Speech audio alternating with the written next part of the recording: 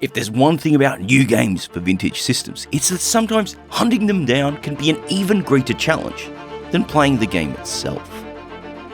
This has absolutely been the case for Dungeon Hunt, a dungeon crawling RPG released for the Atari 8-bit computer family all the way back in 2014.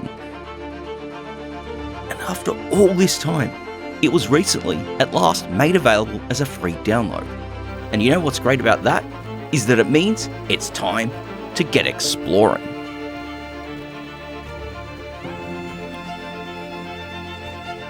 Dungeon Hunt has you on a quest to work your way through a 12-level dungeon to take out the nefarious evil found deep in the depths. Unsurprisingly, it takes many a cue from other games of this type, but adds enough twists which not only make it stand out, but make it quite approachable for new players. That starts with the difficulty option when you start out. There's 3 levels available, and the threats will hunt you down from further away as they go up. This is the big one which eases the challenge of a notoriously difficult genre, as I found while the game could still challenge you when playing on the easiest of them, you won't have to deal with any surprise troubles as you're exploring. Now, as you explore each level, your automap handily fills out. Considering the limitations of the hardware and the amount of memory available, this really only shows the level's layout as you explore. So, don't go thinking you can forget your sheets of grid paper. Not yet anyway. Though thankfully, something I love here is that the levels in Dungeon Hunt don't present the traps and tricks which more iconic dungeon crawlers happen to use. What you will find though are locked doors for which you're going to need to locate keys. To go with that, there's plenty, and I do mean plenty of enemies you're going to have to deal with. Most of them are best tackled at close range, which involves you getting right up in their face and pounding the fire button on your joystick to deliver damage with your trusty axe. But there's others, like the snakes and the spiders, who can poison you, which will sap your health constantly for a short period of time after they strike. The best way to dispatch them is at range using your magic arrows. Just hit the space key and one will go flying right to them. The downside is they're quite limited in number, and though you'll find them on occasion when you walk over the corpses of deceased enemies, one cannot fight using arrows alone.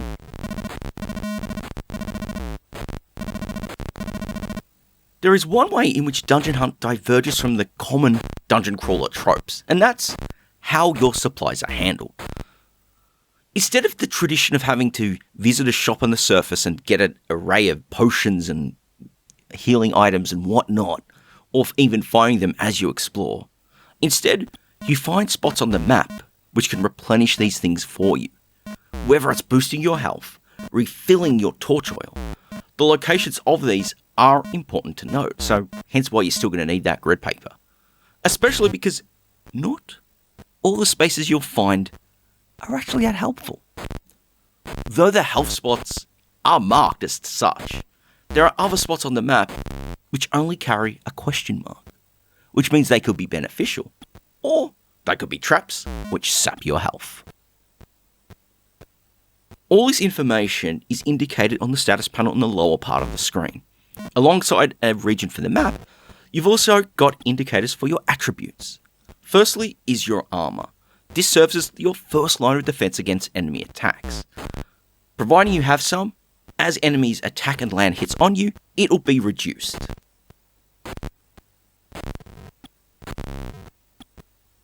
Next up is your weapon power. As you defeat foes in battles, this will slowly increase, letting you do more and more damage to them with each attack you successfully land.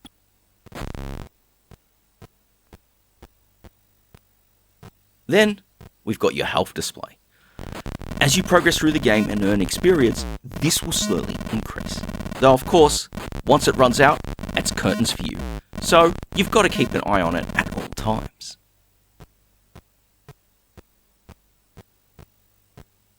The experience display indicates how many experience points you've earned so far. Now, Dungeon Hunt doesn't feature the common RPG trope of levels, so as you defeat enemies, This will slowly tick up and boost your weapon stats and max health as you progress.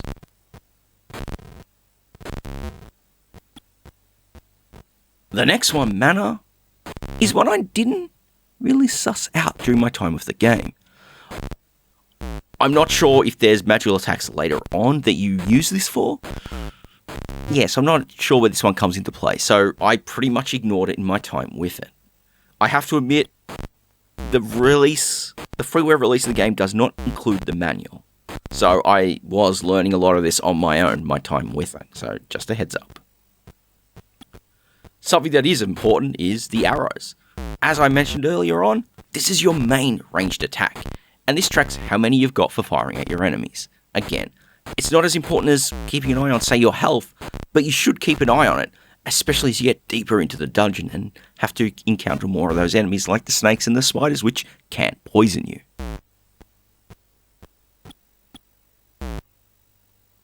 The last one of these is your torch oil. You may not think much of this at first, but as you get further and further into the adventure, it becomes quite important. As once this gets low, apparently in the region of 25%, the dungeon will start to darken up, become harder to see, and enemies get a little boost in their attack power. And if it reaches 0, it blackens out completely, and they're even more deadly to the touch. So learn to keep an eye on this torch oil.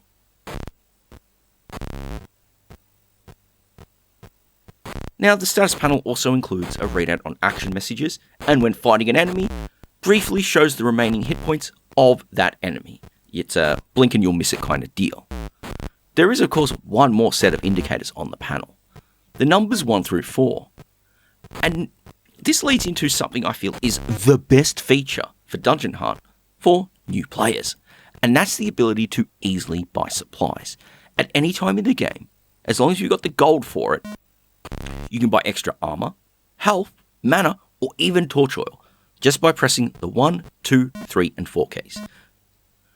This is the gold you will spend from defeated enemies. And, oh my goodness, this might sound like a cheat thing for more experienced fans of the dungeon crawling genre.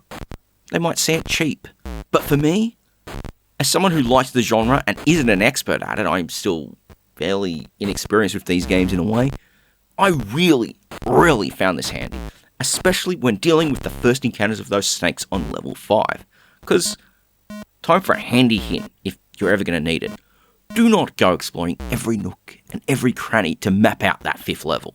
You're going to run into a lot of those snakes. Just work your way to the exit. Otherwise, you're going to be spending a lot of gold, replenishing a lot of health, because there are, so many snakes on this floor.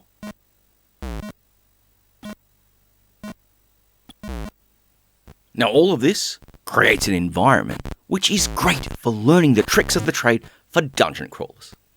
Sure, the game has its auto map, and it's handy to really introduce why you might want to, make your own as you play. Because sure, the layout is one thing, but it's the locations of items and traps that really you've got to keep an eye on. Also, yes, you've got the feature which lets you replenish your supplies quickly at the cost of gold. And it's handy to know that perhaps you shouldn't take this feature for granted. It acts like a set of training wheels before you play it on a more difficult level or go on to a more difficult game. Now, all of this is what I love most with Dungeon Hunt. It takes the mechanics of these dungeon crawlers, which make them exciting, tense, and challenging, and it preserves them quite well, whilst it adds in enough support for players who may be new to the genre and letting them get a feel for it and what it all means. Now that's great, because guess what? If you've mastered this and you want more, well, you've got it, because in 2019 there was Dungeon Hunt 2. This expands the quest to now take place over 20 levels, adding in the ability to sneak past enemies, and also adds offensive magic spells to your arsenal as well. All up, I feel it's the perfect setup for a sequel. It takes what's great with the original game and expands upon it. Now, perhaps it's worth a dive into on its own sometime in the future. Let me know if you think that's something you might want, but for now, I think I'm going to leave it there.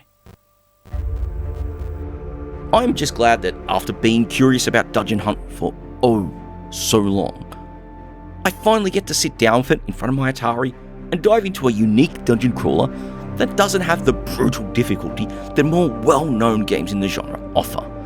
Plus, it's pretty damn unique to see one of these games on the Atari platform, which really wasn't known for its RPGs in general compared to its rivals in the US computer scene. So of course, give it a whirl is all I really think I have to say to this one if you think you might be interested in it. And as always, thank you all very much for watching.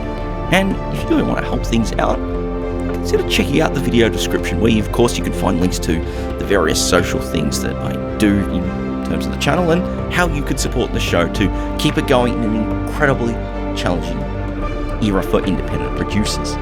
So again, once again, thank you all very much for watching.